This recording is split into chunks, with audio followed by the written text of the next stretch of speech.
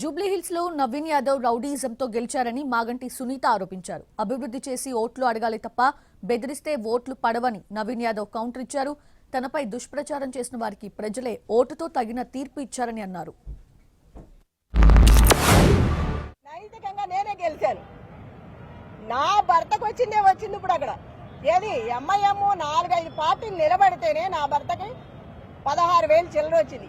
ఏ party లేకోకుండా మేమిద్దరమే ఉన్నప్పుడు అది వచ్చిందంటే రౌడీయిజంతో వచ్చింది. అది స్వతహాగా తెచ్చుకున్నది కాదు. నైతికంగా నేనే గెలిచాను.